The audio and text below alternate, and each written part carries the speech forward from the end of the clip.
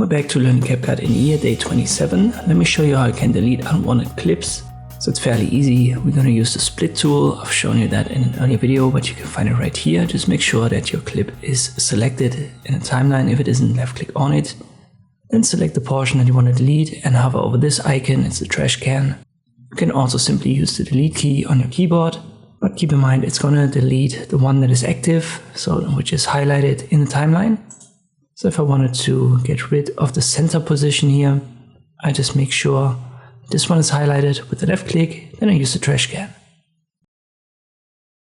This also works when you use the split tool, but use the short key for it. So make a couple of cuts. Then use the select tool, A is the short key for it. Select the one that you want to delete. Use the trash can or the delete keys on your keyboard. One more thing to add, some clips also have audio. Here for example is my last YouTube tutorial about CapCut. You can see there's an audio file inbuilt. If you just want to delete a video portion of the clip and not the audio, you first have to right click and then use extract audio right here. Seems like CapCut is currently limiting that. So if you use it too often, you might need the Pro version, but it should be free to use at least once. And now you have the video and the audio clip separate.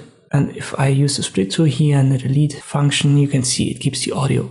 Split and delete, by the way, also works on audio files. Just select them.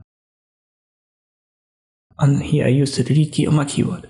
And this is how you can delete unwanted clips in videos using CapCut. Hope this video was helpful. Thank you for watching and I'll see you next time.